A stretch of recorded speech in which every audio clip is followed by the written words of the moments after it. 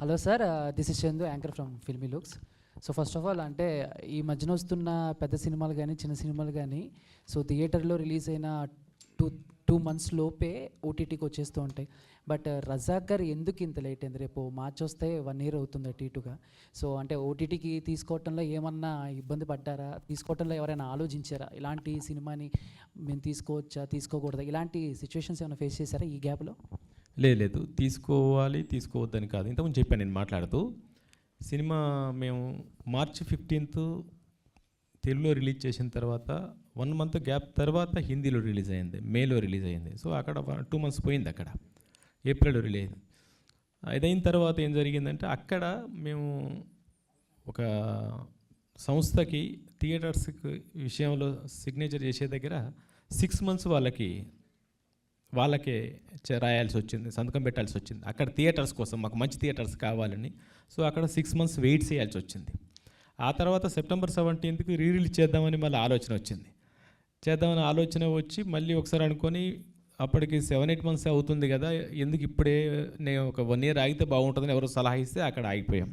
ఆ తర్వాత అవార్డ్స్కి అప్లై చేద్దాం, అవార్డ్స్ బాగా రిసీవ్ చేసుకుంటుంది అవార్డ్స్ కమిటీ అని దానికి కొంచెం ఆగాం. ఈ విధంగా ఇప్పుడు చాలా అవార్డ్స్ చెప్పాను ఇంతకుముందు. ఒక 18 ఫెస్టివల్స్కి అప్లై చేస్తే 15 దాకా అవార్డ్స్ సెలెక్ట్ అయింది. అట్లా ఆలోచిస్తూ లేట్ అయిపోయింది. కానీ Day 1 నుంచి మాకు ఆహా తోడుగా ఉంది, ఆహా సపోర్ట్గా ఉంది, ఆహా ఎనీ టైం రెడీగా ఉంది. మేమే ఈ కారణాల వల్ల లేట్ చేసాం. ఇంద్రజ మ్యామ్ ఇందాక మాట్లాడుతూ సో చాకలి ఐలమ్మ మన క్యారెక్టర్ మీ లైఫ్ మొత్తంలో కూడా చాలా ఇంపార్టెంట్, మంచి రోల్ అని చెప్పారు. సో అంటే ఆవిడ గురించి తెలుసుకునేటప్పుడు నేను చాలా హిస్టరీ బ్యాక్కి వెళ్ళాను, చాలామందిలో ఆవిడ ఒక దేవతలా చూస్తున్నారని చెప్పారు. సో అలా తెలుసుకునే క్రమంలో ఏదైనా ఒక పర్టికులర్ ఒక విషయం దగ్గర మీరు షాక్ అయ్యారు కానీ లేకపోతే ఆశ్చర్యపరిచిన సిచ్యువేషన్? అవును, ఉందండి. అది ఇక్కడ ఈ మూవీలో చూపించలేదు. మూవీలో చూపించింది ఎంతవరకు అయితే ఆవిడ పోరాటం చేయడం, ఆ పోరాటం వచ్చేసి ఒక స్పార్క్ లాగా అక్కడ బక్కుమని పట్టుకోవడం వరకే మూవీలో కనబడింది. కానీ చాకలి ఐలమ్మ క్యారెక్టర్ నా దాకా వచ్చింది అన్నప్పుడు ఆవిడ ఎవరు ఏంటి ఇవన్నీ నేను చదువుకున్నప్పుడు తెలిసింది ఏంటంటే, తన ఇంట్లో వాళ్ళు మొత్తం అంతా కూడా ప్రాణాన్ని పణయం పెట్టినా సరే ఈవిడ పోరాటాన్ని ఆపలేదు. ఆవిడ ఇంట్లో వాళ్ళందరినీ కూడా, వాళ్ళ హస్బెండ్ కానివ్వండి, పిల్లలు కానివ్వండి, అందరినీ కూడా అంటే నువ్వు ఇలా పోరాటం చేయడం మానకపోతే అంటే ఉంటుంది కదండి, జనరల్గా మనకు వీళ్ళ మీదే టార్గెట్ ఉంటుంది కదా, అలా అయినా కూడా ఆవిడ ఆపలేదు. And moreover till the last breath ఒక నార్మల్ లైఫ్ అంటే ఏదో ఇంత పెద్ద సాధించారు కదండి. మనమంతా ఎక్కడండి ఒక చిన్న పాటు ఏమంటారు ఒక చిన్నపాటి ఏదైనా కొంచెం చేసేసినా మన గొప్పలు మనమే చెప్పుకోవడం, ఏదో పెద్దగా సాధించినట్టు ఫీల్ అయిపోవడం, మన గురించి ఒక 10 మందికి తెలియాలని పోస్టర్లు అతికించేయడం, ఇవన్నీ చేసేటువంటి ఇప్పుడున్న ఈ సమాజాన్ని చూస్తూ ఆవిడ అంత పెద్ద పోరాటం చేసి అసలు ఈ మట్టి కోసం, ఈ నేల కోసం ఆవిడ తన రక్తమే కాకుండా తన కుటుంబాన్ని కూడా పణయం పెట్టి అంత చేసి చివరి దాకా ఒక నార్మల్ లైఫ్ లీడ్ చేసి నేను ఇంత సాధించాను, నేను ఇంత గొప్ప వ్యక్తి అనేది ఎక్కడా కూడా చూపించకుండా ఆవిడ కనుమూసిందంటే అస్సలు అలాంటి వాళ్ళు పుట్టి బ్రతికిన ఈ మట్టి మీద కాళ్ళు పెట్టడానికే మనం గర్వపడాలి. సో అది నాకు అనిపించింది. కానీ ఆ సంఘటన ఆ మూవీలో లేదు. సత్యనారాయణ గారు సార్, ఇందులో చాలామంది గురించి చెప్పారు అండ్ ఎంతోమంది ఇంకా అన్సంగ్ లీడర్స్ చాలామంది ఉండిపోయారు. వాళ్ళ గురించి ఏమన్నా చెప్పే ప్రయత్నం ఏమన్నా ఉందా సార్ ఫ్యూచర్లో? అంటే ఇక్కడ ఈ సినిమా గురించి చెప్తే కొంతమంది సినిమా ముక్కలుగా ఉంది అన్న ఆలోచన ఒక దగ్గర ఉంటుంది. చాకలి ఐలమ్మ క్యారెక్టర్ అరే ఇంకొంచెం ఉంటే బాగుండు, భీమిరెడ్డి నరసింహారెడ్డి క్యారెక్టర్ ఇంకొంచెం ఉంటే బాగుండు, బసవమానే క్యారెక్టర్ ఇంకుంటే బాగుండు అనే ఆలోచన ఉంటుంది. ఇదేంటంటే నేను చెప్పింది రజాకార్ చరిత్ర. రజాకార్ల గురించి చెబుతున్న క్రమంలో తీసుకున్న కొన్ని సంఘటనల్లో కొంతమంది అన్సంగ్ హీరోస్ని గుర్తు చేయడం జరిగింది. వాళ్ళ గురించి పూర్తి చెప్పలే. అందుకని సినిమా చూసేటప్పుడు రజాకార్ అనే దృష్టితో చూస్తే నరేషన్ బాగా అనిపిస్తుంది. లేదు ఒక చాకలి ఐలమ్మ దగ్గర ఆగిపోతే అరే చాకలి ఐలమ్మ ఇంకా ఉంటే బాగుండే అనిపిస్తుంది, భీమిరెడ్డి నరసింహారెడ్డి ఇంకా ఉంటే బాగుండే అనిపిస్తుంది. ఇలా సినిమా చూసేటప్పుడు ఇలా చూస్తే బాగుండు అని, ఇలా చూస్తేనే ఆ సినిమా కరెక్ట్ ఒక థ్రెడ్ లాగా అనిపిస్తుంది. రజాకార్ పాయింట్ ఆఫ్ వ్యూలోనే చూస్తే సర్దార్ పటేల్ రజాకార్ పాయింట్ ఆఫ్ వ్యూలో. మీరన్నట్టు చెప్పే అవకాశం ఉందా అంటే, ఇంతకుముందు మా తిరుమల చెప్పాడు ఇన్ని సినిమాలు పుడుతున్నాయని. నిజంగానే చాలామంది మన ఇండస్ట్రీలో తయారవుతున్నాయి కథలు. భీమిరెడ్డి నరసింహారెడ్డి గారి కథ, చాకలి ఐలమ్మ కథ ఇలా తయారవుతున్నాయి. నా దగ్గర కూడా ఇవి దాదాపుగా 80 స్టోరీస్ రెడీగా ఉన్నాయి, 80 మంది అన్సంగ్ హీరోస్ కథలు రెడీగా ఉన్నాయి. అయితే ఏంటంటే దేనికి ఎలా అవకాశం వస్తుంది, దాన్ని కమర్షియలైజ్ చేసి, ఇప్పుడు సైరా నరసింహారెడ్డి ఉంది, నరసింహారెడ్డి గారి సబ్జెక్ట్ అలా చేయాల్సి వస్తుందా, డైరెక్ట్గా చేయాల్సి వస్తుంది అనేది వచ్చే అవకాశాన్ని బట్టి ఉంది. బట్ వాళ్ళ హిస్టరీస్ అన్నీ మొన్న బుక్ ఫెస్టివల్లో కూడా నేను దాదాపు 80 బుక్స్ కొనుక్కొచ్చుకున్నాను. చాలా హిస్టరీస్ ఉన్నాయి అవి. అది సారీ అండి, ఇందాక ఆయన అడిగారు కదా ఒక క్వశ్చన్, చాకలి ఐలమ్మ గారు. సో ఆ నార్మల్ లైఫ్ లీడ్ చేశారని నేను చెప్పాను కదా, దానికి ఒక సంకట్ని చెప్తాను. నేను చదివింది ఇప్పుడు గుర్తొచ్చింది. కొంచెం బాగా ఏజ్డ్ అయిపోయారు ఆవిడ. ఏజ్డ్ అయిపోతే కళ్ళు సరిగా కనపడడం లేదంట. అంటే ఇవన్నీ రాసింది గూగుల్లో నేను చదివి తెలుసుకున్నది. కళ్ళుకు సరిగా కనపడకపోతే సర్జరీ చేయాలి, ఆపరేషన్ చేయాలి అని చెప్పేసి అంటే దానికి ఈ ఫ్రీడమ్ ఫైటర్స్కి మనకు ఒక ఇది ఇస్తారు కదండి, కన్సెషన్స్ ఇస్తారు కదా, మీరు ఇలాగ వెళ్తే చేసుకో. దానికి ఒక ఫోటో అడిగారట అమ్మది. అడిగితే ఐలమ్మ గారి దగ్గర ఫోటో లేదు. అంటే నేనే ఈ ఫ్రీడమ్ ఫైట్లో నేనున్నాను అంటే, ఈ ఫ్రీడమ్ ఫైట్ ఒక ముఖ్య భాగం నేను వహించానని చెప్పుకోవడానికి కూడా ప్రయత్నించని ఒక ఆవిడ ఒకరి గురించి నేను చెప్పట్లేదు, అది చూపించుకోవడానికి కూడా ఇష్టం లేని, లేదా దాని మీద కూడా ధ్యాస పెట్టని ఎంతోమంది పోరాడితే వచ్చిందండి ఈ ఫ్రీడమ్. అసలు ఒక్క ఫోటో లేదు, నేనే ఇది చేశానని ఆవిడ ఎవరికి చెప్పుకోలేదు, ఎక్కడా చెప్పుకోలేదు. అండ్ అలాంటి వాళ్ళు మన మధ్య బ్రతికారంటే మీరు అసలు నమ్మడం వీలవుతుందా? నేను ఎందుకు నాకు గూస్ బంప్స్ వస్తాయంటండి, నిజంగానే రోమాలు నిక్కపొడుచుకుంటుంది నాకు. ఐలమ్మ అనే క్యారెక్టర్ నేను చేశానంటే ఇంకా నేను లైఫ్లో నాకేమనిపించిందంటే, ఈ క్యారెక్టర్ అప్రోచ్ అయినప్పుడు అనిపించలేదు, కానీ ఈవిడ గురించి తెలుసుకున్నాక నాకేమనిపించిందంటే నా మీద ఇంకా బాధ్యత పెరిగింది, సోషల్ రెస్పాన్సిబిలిటీ నా మీద పెరిగింది. ఎందుకంటే ఈ క్యారెక్టర్ చేసిన తర్వాత చాలా జాగ్రత్తగా నా తదుపరి మూవీస్ క్యారెక్టర్స్ని నేను చూస్ చేసుకోవాలన్న బాధ్యత నాలో పెరిగింది. ఆవిడ అంత గ్రేట్ పర్సనాలిటీ అండి. తిరుమల గారు,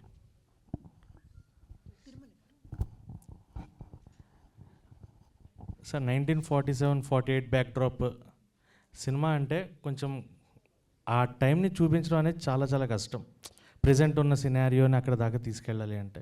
సో డైరెక్టర్ గారు చెప్పిన ఆయన విజన్ని మీరు చాలా బాగా ఫుల్ఫిల్ చేశారు.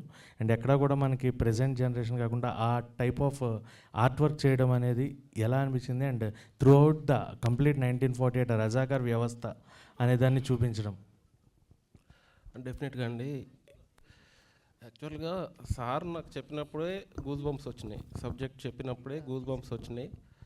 తర్వాత నాకు స్టోరీ మొత్తం నరేట్ చేసినప్పుడు నేను ఎక్కడో కొంచెం వెనుకుంటే ముందుకు వచ్చాను. సరే ఇది చేయాలి అని అంటే నాకున్న నైపుణ్యమే సరిపోదు, నేను మాస్టర్స్ చేశాను. సో ఈ నైపుణ్యమే కాదు, దీనికి రీసెర్చ్ వర్క్. ఇప్పుడు మేము ఫైనల్ ఇయర్లో మాస్టర్స్లో థీసిస్ చేస్తాం, ఒక సబ్జెక్ట్ మీద రీసెర్చ్ చేసి ఒక బుక్ తయారు చేస్తాం, అప్పుడే మాకు మాస్టర్ డిగ్రీ ఇస్తారు. సో మళ్ళీ ఒక మాస్టర్ డిగ్రీ నేను చేయాల్సి వచ్చింది విజువల్స్ పరంగా. సో ఈ అవకాశం నిజంగా సార్ ఇచ్చినట్టే, అలాగే గూడూరు నారాయణ రెడ్డి గారు ఇచ్చినట్టే. సో ఫస్ట్ నేను ఏం చేశానంటే, మనకున్న సన్నివేశాలలో ఏమేమి మేజర్ పార్ట్స్ ఉన్నాయో అవన్నీ తీసుకొని అప్పుడు నేను ఫస్ట్ బైరాన్పల్లి వెళ్ళిపోయాను. తర్వాత అటున్న పల్లెలు అవన్నీ తిరగడము, తర్వాత వాళ్ళ ఇప్పుడు లైవ్లో ఉండి అప్పుడు ఆ పోరాటాన్ని చూసిన వాళ్ళు ఒక ఇద్దరే దొరికారు. ఒక ఆమె పిచ్చామె అయిపోయింది, అంటే ఆమెది వేరే స్టోరీ. సో అలాగా నేను ఒక బైరాన్పల్లి విలేజ్లోనే ఒక 20-30 మందిని కలిసాము, వాళ్ళతో వీడియోస్ కూడా చేసాము. అది యాక్చువల్గా సినిమా రన్నింగ్ అవుతుంటే మధ్యలో పబ్లిసిటీ చేద్దాం అనుకున్న, అంటే అక్కడక్కడ రిలీజ్ చేద్దాం అనుకున్నాయి, అవి వీడియోస్ ఉన్నాయి మన దగ్గర. సో వాళ్ళందరినీ ఇంటర్వ్యూ చేసినప్పుడు బురుజు ఎలా ఉండేది, అసలు బురుజు కట్టడం ఎందుకు వచ్చింది, అసలు ఆ కన్స్ట్రక్షన్ అక్కడ ఎందుకు కట్టారు, దాన్ని ఇంత బలంగా ఎందుకు కట్టారు, కట్టిన కన్స్ట్రక్షన్ ఎందుకు కూలగొట్టారు, ఎలా అది డిమాలిష్ అయిపోయింది. సో ఇలాంటివన్నీ తర్వాత ఇప్పుడు ఎవరైతే బతికున్నారో వాళ్ళతోటి ఇంటర్వ్యూ చేస్తూ వాళ్ళు చెప్పినటువంటి ఐడియాస్ని పెట్టుకొని డ్రాయింగ్ చేసి వాళ్ళకి చూపించి ఇలా ఉండేదా అలా కాదన్నప్పుడు మళ్ళీ ఇంకొక డ్రాయింగ్ చేసి చూపించి అట్లా దాని మీద చాలా రీసెర్చ్ వర్క్ చేయడం జరిగింది. అలాగే సార్ దగ్గర చాలా బుక్స్ ఉండేవి. సో అలాగే మన డైరెక్షన్ టీం కూడా చాలా మెటీరియల్ కలెక్ట్ చేశారు. సో ఇవన్నీ కూడా ఇదొక ఏం చెప్పను వండర్ఫుల్ జర్నీ అండి. నేను ఒకనొక టైంలో నేను ఫీల్ అయింది ఏంటంటే సినిమా అయిపోయిన తర్వాత విజువల్ సినిమా చూసిన తర్వాత నేను ఇండస్ట్రీలో ఇంకా సినిమా చేయకపోయినా పర్లేదు అనుకున్నాను. This is the enough. ఇంతకంటే నేను ఇంకేం గొప్పగా చేసేది ఏమి ఉండదేమో. ఎందుకు అని అంటే అంత రీసెర్చ్ చేయాల్సి వచ్చింది, అంత అవుట్పుట్ ఇవ్వడానికి ట్రై చేశాను. అంటే 100% ఇచ్చానని చెప్పను, ఎక్కడో నాకు తెలుసు ఇంకేదో మిస్ అయి ఉంటుంది, ఇంకేదో చేయాల్సింది అని ఇప్పుడు చూస్తే మళ్ళీ నాకు అనిపిస్తుంది. బట్ ఆ టైంకి 100% ఇచ్చానని అనుకున్నాను, కానీ కాదు, ఇంకా ఉంటుంది. బట్ ఎస్పెషల్లీ ఈ ప్రయాణంలో, ఈ జర్నీలో నేను ఇంతకుముందే చెప్పాను, మా ప్రొడ్యూసర్ గూడూరు నారాయణ రెడ్డి గారు, ప్రణయ్ అన్న, మా రమేష్ డిఓపి, వీళ్ళందరి సహకారం, మా డైరెక్టర్ గారి ఇన్పుట్స్, నేను ఏదైనా తప్పు చేసినప్పుడు ఇలా కాదు ఇలా ఉండదేమో ఒకసారి రీథింక్ చేయండి, లేకపోతే పలానా బుక్ చూడండి, లేదంటే పలానా వ్యక్తిని కలవండి, అట్లా చాలామందిని కలిసాం. కవులు, కళాకారులు, మేధావులు, ఎవరైతే బుక్స్ రాసిన వాళ్ళు. సో ఇట్లా చాలామందిని కలిసామండి, చాలామంది ఇన్పుట్స్ తీసుకున్నాం, వాళ్ళని ఇంటర్వ్యూస్ చేసాం. తర్వాత ఇప్పుడు బతికున్న వాళ్ళు కానీ, వాళ్ళ పిల్లలు కానీ, వాళ్ళ మనవాళ్ళని, వాళ్ళు యూఎస్లో ఉంటే యూఎస్లో కాంటాక్ట్ చేసి వీడియో కాల్ తీసుకొని వాళ్ళతోటి వాళ్ళు ఎలా ఉండేది, అప్పుడు వాళ్ళ ఇల్లు ఎలా ఉండేది, కొన్ని ఇల్లు కూలగొట్టి అట్లా ఆగిపోయిన ఆ ఇళ్ళల్లో కూడా వెళ్ళి చూసాం. వాళ్ళు హోల్స్ పెట్టుకొని ఎందుకు ఈ హోల్స్ ఉన్నాయి అంటే వాళ్ళని ఎదుర్కోవడానికి, వెపన్ యూస్ చేయడానికి, షూట్ చేయడానికి. అలాగే మీరు పైన చూసినప్పుడు ఆ బురుజులో చాలా సీన్ ఉందండి. అసలు చెప్పాలంటే సార్ తీయాలనుకుంటే ఓన్లీ ఆ బైరాన్పల్లి ఎపిసోడ్లో బురుజు మీదకి వెళ్ళి ఆ బురుజు యాక్టివిటీ చేస్తే ఒక సినిమా అవుతుందండి. Sir, I want to follow up that answer యాటా గారు. సో ఏ సినిమాకైనా సరే హిస్టరీ పరంగా తీసుకుంటే కొన్ని అంతా సినిమా ఒక 2.5 గంటల్లో లేదా 3 గంటల్లో కన్వే చేయాలంటే చాలా కష్టం. సో అలా ఈ రజాకార్ సినిమాలో అరే నేను ఈ పాటు కేవలం డ్యూరేషన్ వల్ల ఆపేయాల్సి వచ్చింది, అలాంటి ఇబ్బందులు కానీ అలాంటి సిచ్యువేషన్స్ కానీ ఏమైనా ఉన్నాయా? అన్నీ అవే. ఆ హిస్టరీ తీసుకుంటే అదొక సముద్రం, అది చెప్పడం చాలా కష్టం. సార్ మనం ఈ రజాకార్ సినిమా చేద్దామని చెప్పినప్పుడు నాకు ఎక్కడ మొదలు పెట్టాలి, ఎక్కడ ఎండ్ చేయాలో అర్థం కాలేదు. నిజాం చరిత్ర, ఆసిఫ్ జాహీ వంశ చరిత్ర 224 సంవత్సరాల చరిత్ర. అందులో 100 సంవత్సరాల చరిత్ర ఇది ఉంటుంది. 4వ నిజాం నుంచే బ్రిటిషర్ స్టార్ట్ అయిపోయారు. రజాకార్ వ్యవస్థ అప్పుడప్పుడే నైజాం వ్యవస్థ నుంచి నిదానంగా రజాకార్ వ్యవస్థ స్టార్ట్ అయిపోయింది.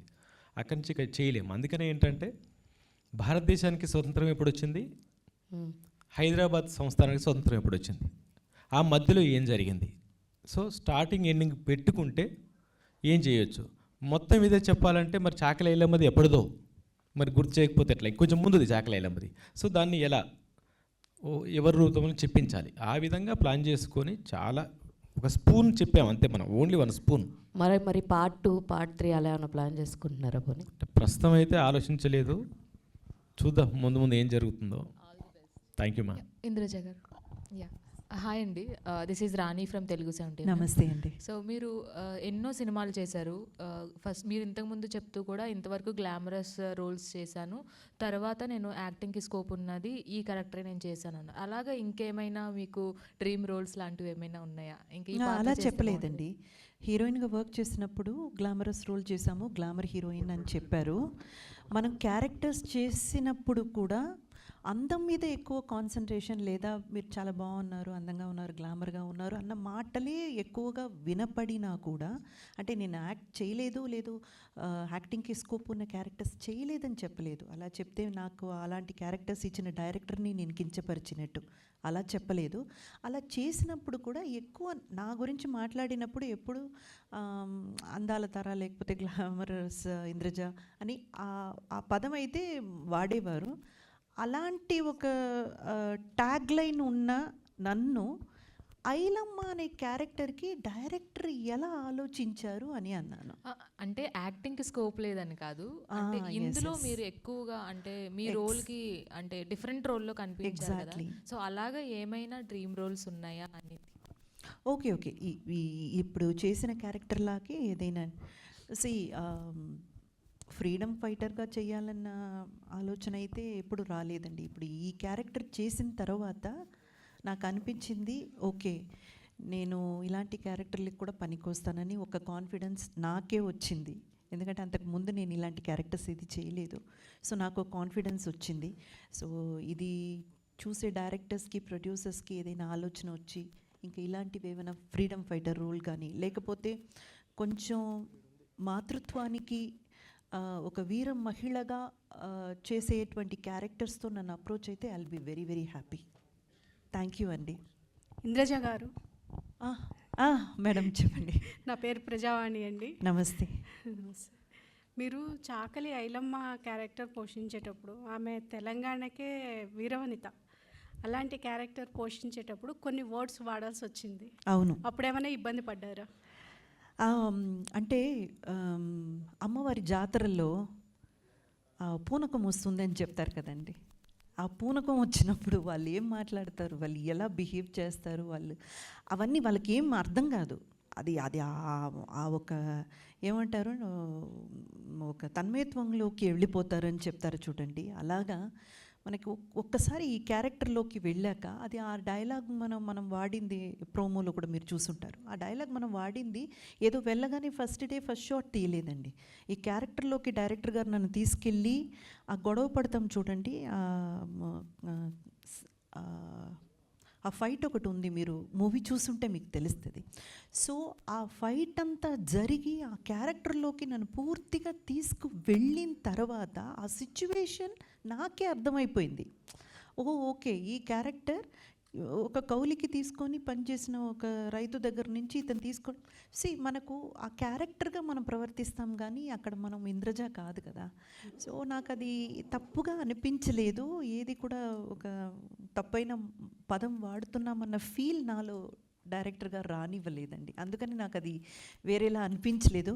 ఆ తర్వాత ప్రోమో చూశాక కొంచెం నాకు భయం వేసింది. అయ్యో అందరు ఏమంటారో, కామెంట్స్లో ఏం పెడతారో తెలియలేదే అని చాలా భయం వేసింది. కానీ గొప్పతనం ఏంటంటే అది నా గొప్పతనము డైరెక్టర్ గారిది కూడా కాదు. ఐలమ్మ అన్న ఆవిడ్ని వాళ్ళు అలాగే చూశారు ఆడియన్స్. సో ఎవరు కూడా దాన్ని తప్పుగా చూడలేదు. So I'm very happy about it. Satyanarayana గారు, మూవీలో కీలకమైనది ఆపరేషన్ పోలో. అది చేస్తున్నప్పుడు మీకు ఏమైనా సవాళ్ళు ఎదురైనాయా? ఎలా ఫీల్ అయ్యారు? అంటే అప్పట్లో రియల్ స్టోరీ కదా అది. సర్దార్ వల్లభాయ్ పటేల్ గారు ఒక స్కెచ్ గీసి పక్కాగా ప్లాన్ చేసి చేశారు. మీరు ఎలా చేశారు?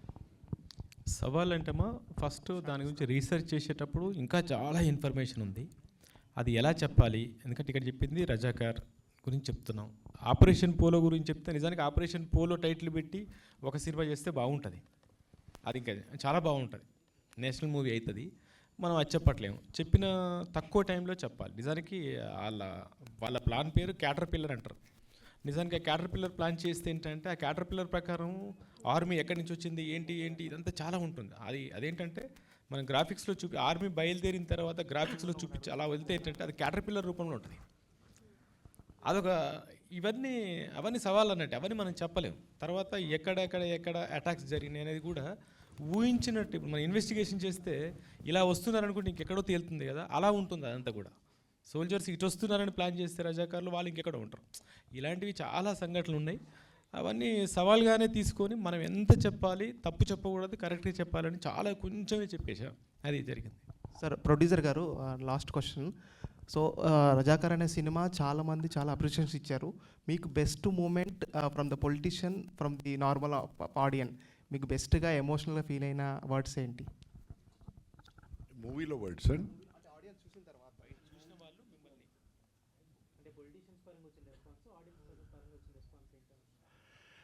I really felt as a ప్రొడ్యూసర్గా నేను ఫీల్ అయిందే చాలా బాగొచ్చింది. ఎందుకంటే నా నియత్ ఈ జనరేషనే కాదు, ఫ్యూచర్ జనరేషన్స్ కూడా ఇట్లాంటి ఇబ్బంది పడకూడదని. ఎందుకంటే మా తాత పేరే నాకు పెట్టారు. మా తాత లేట్ గూడూరు నారాయణ రెడ్డి. ఆయన ఇక్కడనే 50 కిలోమీటర్ల దూరంలో గూడూరు గ్రామం, 7-8 గ్రామాలకు ఆయన మాల్ పటేల్. సో ఆయన కూడా నిజాం దగ్గరే పనిచేశాడు, కానీ నిజాంకు సంబంధించిన రజాకారులను ఎదిరించాడు, గ్రామంలోకి రానియలేదు. సో అప్పటి నేను ఎక్కడ చుట్టుముట్టు గ్రామాలకు పోయినప్పుడల్లా ఈ బుర్జులు చూసేవాడిని. అక్కడ ఎక్కినా దుంకినా అన్నీ దాని రాళ్ళను కూడా తీసినా, కొంచెం పాడు కూడా చేసినాము. చిన్నగా ఉన్నప్పుడు ఏమేమో చేస్తాం కదా, కోతి లెక్కలని.